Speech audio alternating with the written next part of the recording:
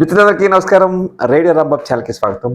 ఇవాళ అమర గాయకుడు ఘంటసాల పాడినటువంటి ఒక గొప్ప గీతాన్ని గుర్తు చేసుకుందాం. అది జగదేక వీరుని కథ చిత్రంలో శివశంకరి శివానంద లహరి అనేటువంటి పాట గుర్తుంది కదా. ఇప్పటికీ ఈ తరం ఆ తరం తేడా లేకుండా అలరించేటువంటి పాట. ఈ పాట గురించి చెప్పాలంటే కాస్త జగదేక వీరుని కథ చిత్రం గురించి కూడా మనం చెప్పుకోవాలి. మనందరూ తెలుసు, ఈ సినిమా కేవీ రెడ్డి గారు దర్శకత్వం వహించారు. విజయవారి సినిమా.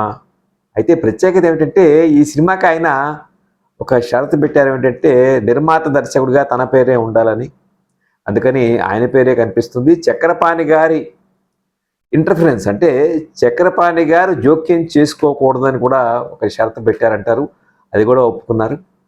అయితే కథ విషయంలోకి మనం చూస్తే 1944లో ఒక తమిళ జానపద కథ ఆధారంగా జగదల్ ప్రతాపన్ అనేటువంటి ఒక తమిళ సినిమా విడుదలైంది. పియు చిన్నప్పన్ అనేటువంటి ఆయన నిర్మించి నటించారు. ఆ చిత్రం ఆధారంగానే జగదేక వీరుని కథ రాసుకున్నారు. పింగళి మరికొన్ని పాత్రల్ని జోడించారు. ముఖ్యంగా రెండు చింతలు అనేటువంటి రేలంగి పాత్ర అయిండొచ్చు. హాస్యాన్ని పండించేటువంటి సన్నివేశాలు చాలా రాసుకున్నారు. సరే, మనం పాట విషయానికి వచ్చినట్లయితే ప్రతాప్ ఇందులో కూడా యువరాజు ప్రతాప్ నలుగురు దేవకన్యల్ని వివాహం చేసుకున్న తర్వాత వాళ్ళు మళ్ళీ ఇంద్రలోకానికి వెళ్ళిపోయిన తర్వాత తండ్రి పెట్టినటువంటి ఒక షరతు ఉంటుంది కదా, నువ్వు భార్యతోనే తిరిగి రాజ్యంలో ప్రవేశించాలి అన్నప్పుడు సో ఇంద్రుడిని ప్రసన్నం చేసుకోవడం కోసం ఇంద్రలోకం వెళ్ళటం. అక్కడ ఇంద్రుడు ఒక కండిషన్, అంటే జగదల ప్రతాపంలోనేమో నువ్వు 4 వాయిద్యాలు వాయిస్తూ పాట పాడాలని అక్కడ ఇంద్రుడు కోరినట్టుగా చూపిస్తే కేవీ రెడ్డి గారు అలాగే పింగళి గారు కలిసి దాన్ని కొంచెం లాజిక్ ఉండేట్టుగా మార్చారంటారు సంగీతం శ్రీనివాసరావు గారు. ఆయన ఈ సినిమా కూడా రచనలో పనిచేసినట్టున్నారు. అసిస్టెంట్ డైరెక్టర్గా కన్నా రచనా సహకారంలో స్క్రిప్ట్ కోఆర్డినేషన్లో పనిచేశారు. ఆయన చెప్పింది ఏమిటంటే కొంచెం లాజిక్ ఉండాలి ఈ సీన్లో అని చెప్పని కేవీ రెడ్డి గారు ఒక రాయిలో ఉన్నటువంటి ఒక గంధర్వుడు తర్వాత గంధర్వుడు అవుతాడు. ముని రూపంలో ఒక రాయిలో ఉన్నటువంటి ఆ మునిని బయటికి తీసుకొస్తే నీ పాట ద్వారా అప్పుడు నువ్వు కోరుకున్నది సిద్ధిస్తుందని ఇంద్రుడు చెప్పినట్టుగా ఒక సీన్ క్రియేట్ చేశారు. అందుకనే ఈ పాటలో మనం చూస్తే ఒక బండరాయి ముందు ప్రతాప్ అంటే హీరో ఎన్టీఆర్ 5 రూపాల్లో, అంటే తన పాట పాడుతూ ఒక 4 పక్క వాయిద్యాలు ఉంటాయి. అందులో సితార్ ఉంటుంది, తంబూరా ఉంటుంది, తబలా ఉంటుంది, ఒక మృదంగం లాంటి పక్కవాజ్ అంటారు అలాంటి ఒక వాయిద్యం ఉంటుంది. సో ఈ పాట పూర్తయ్యేసరికి ఆ మునికి శాప విమోచనం కలిగి రాయి విచ్చుకుని అందులోంచి గంధర్వుడి రూపంలో సాక్షాత్కరిస్తాడు. అది పాట సన్నివేశం. అయితే ఈ పాట పింగళి గారు పల్లవి రాసేశారు. శివశంకరి శివానంద లహరి అనేటువంటి పాట. ఈ పాట రాసిన తర్వాత పెండ్యాల గారు ఈ సిచ్యుయేషన్ అంతా చెప్పిన తర్వాత ఈ పాటకి ట్యూన్ కట్టడం అంత ఈజీ కాదని అర్థమైంది. ఆయన ఘంటసాల గారు కలిసి, బహుశా ఘంటసాల గారి పాత్ర కూడా ఉందా ట్యూన్లో తెలియదు, కానీ చాలా పల్లవులు ట్యూన్ చేసి ఘంటసాల గారికి వినిపించారు. ఆ పెండ్యాల గారు చేసినటువంటి ట్యూను ఘంటసాల గారికి నచ్చలేదు, ఆయనకి నచ్చలేదు. కేవీ రెడ్డి గారికి ఏమి వినిపిస్తాం అనుకున్నారు. చివరికి పెండ్యాల గారు ఏం చేశారంటే దర్బారీ కానడ, ఒక హిందుస్థానీ ఒక కర్ణాటక రాగాన్ని దర్బారీ కానడగా చేసి ఆ పాటకి ట్యూన్ కట్టారు. నిజానికి ఒరిజినల్ జగదల్ ప్రతాపంలో 13.5 నిమిషాలు ఉన్న పాటని కేవీ రెడ్డి 6.5 నిమిషాలకి కుదించారట. అయితే నాకు అర్థం కాని విషయం ఏంటంటే, మీరు ఎవరైనా చెప్పండి, ఈ పాటలో 4 లైన్లే మనకి సాహిత్యం కనిపిస్తుంది, మిగతా అంతా సరిగమలతోనే ఉంటుంది. మరి పింగళి ఈ పల్లవి చేసిన తర్వాత దానికి సరిగమలు రాశారా, పింగళి రాసినటువంటి సరిగమల్నే పెండ్యాల స్వరకల్పన చేశారా అనేది నాకు అర్థం కాలేదు. మిత్రులు ఎవరన్నా తెలిస్తే చెప్పండి. ఇది తెలియకుండా వీడియో ఎలా చేసామని చెప్పి కేకలేసే మిత్రులు ఉంటారు, వాళ్ళకి మాత్రం క్షమాపణలు చెప్తున్నాను. సరే, ఈ పాటలకు మనం వచ్చినట్లయితే ఘంటసాల పెండ్యాల్ గారు కోరింది ఏమిటంటే, మీరు ఈ పాట రికార్డ్ చేసేటప్పుడు మిగిలిన పాటల రికార్డింగ్ వెళ్ళకండి. ఒకటి, ఈ పాటను మీరు ప్రాక్టీస్ చేసేటప్పుడు మిగిలిన పాటల రికార్డింగ్ వెళ్ళకండి. ఈ రెండు మాటలు చెప్పారు. ఘంటసాల గారు దాదాపు ఒక వారం రోజుల పాటు ప్రాక్టీస్ చేసి సింగిల్ టేక్లో పాటని రికార్డ్ చేశారట. అలాగే ఇప్పుడంటే మనకి గ్రాఫిక్స్, విఎఫ్ఎక్స్ ఇన్ని వచ్చాయి కదా. ఒక వ్యక్తి 5 రూపాయల్లో కనిపించాలంటే గ్రాఫిక్స్ మాయాజాలంతో చేయగలుగుతున్నారు, కానీ అది ఒరిజినల్గా కూడా అనిపించదు. కానీ మరి ఆ రోజుల్లో 1961లో అప్పుడప్పుడే టెక్నాలజీ కొంచెం పెరిగింది 44తో పోలిస్తే. అలాంటి సమయంలో మార్కస్ బారెట్లే, అలాగే హర్బన్ సింగ్ అనే ఆయనంత ముందు మాయాబజార్లో కూడా పనిచేశారు. సో వాళ్ళిద్దరూ కలిసి ఏకకాలంలో ఎన్టీఆర్ మనకి పాట పాడుతుంటే ఆయన పక్కన సితార వాయిస్తూ మరొక ఎన్టీఆర్ పాడతారు. అలాగే తంబూరా శృతి చేస్తూ మరొక ఎన్టీఆర్ పాడుతుంటారు. తబలా వాయిస్తూ మరొక ఎన్టీఆర్ పాడుతుంటారు. తర్వాత మృదంగం లాంటి పఖవాజ్ వాయిస్తూ మరొక ఎన్టీఆర్ కనిపిస్తారు.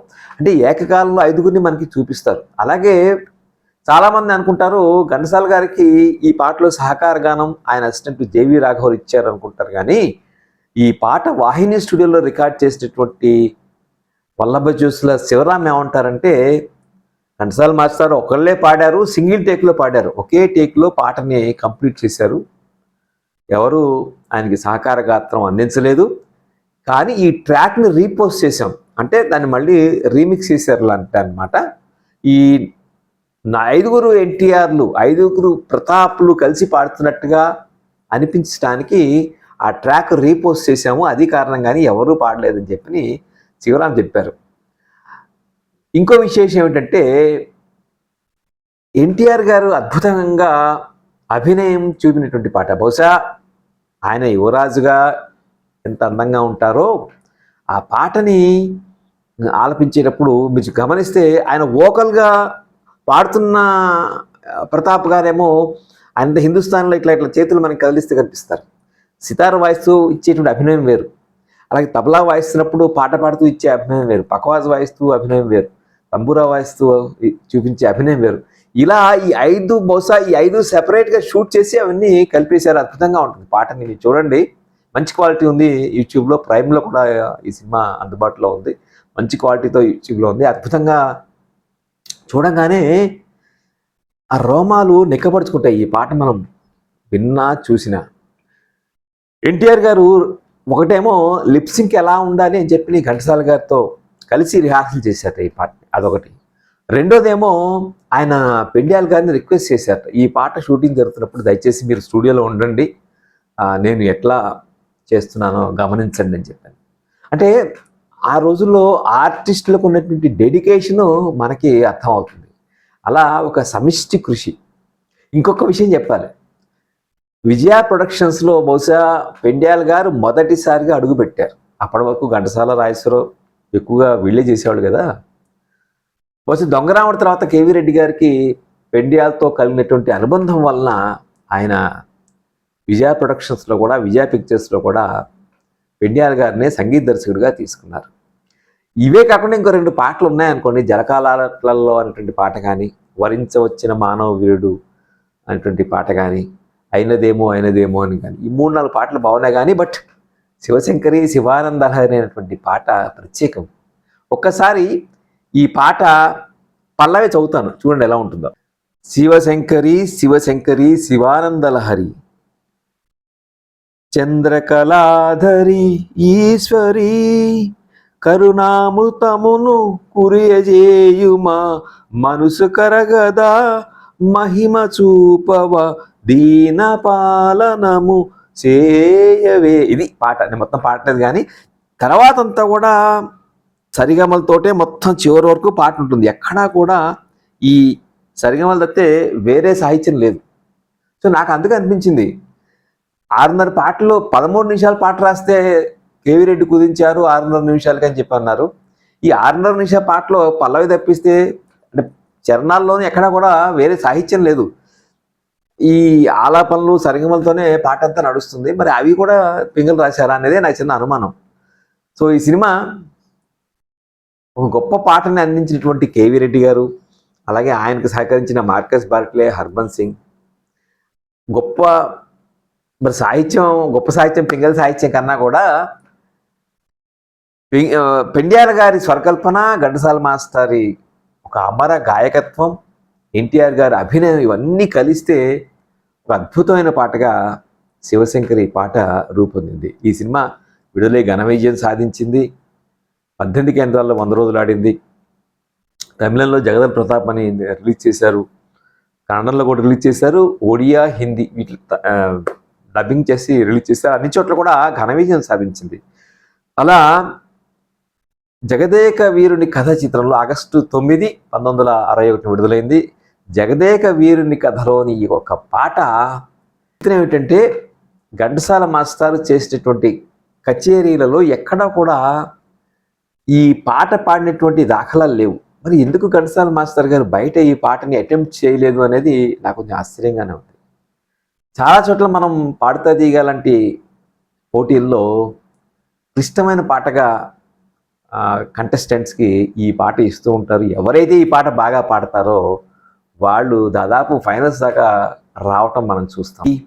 ఒక చిరస్మరణీయమైన పాట, ఒక అజరామరమైన పాట, ఘంటసాల మాస్టారి గాత్రంలో జాలువారి ఒక తెలుగువారినే కాదు, యూట్యూబ్లో మీరు చూస్తే తెలుగువారేమిటి, తమిళ వారేమిటి, కన్నడం వాళ్ళు ఏమిటి, వీళ్ళందరూ కూడా ఈ పాటని ఎంత గొప్ప పాట, ఘంటసాల మాస్టర్ ఎంత గొప్పగా పాడారు అని చెప్పి ముగ్ధులైపోతూ ఉంటారు.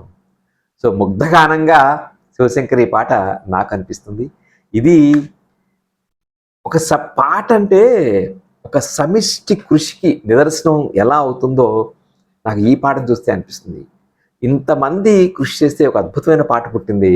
ఒక అద్భుతమైన పాటగా ఇంకో 100 సంవత్సరాలైనా నిలిచిపోతుంది అంటల్లో సందేహం లేదు. ఈ వీడియో మీకు నచ్చితే లైక్ చేయండి, షేర్ చేయండి. రేడియో రాంబాబు ఛానల్కి సబ్స్క్రైబ్ చేయండి. నమస్తే, థ్యాంక్ యూ.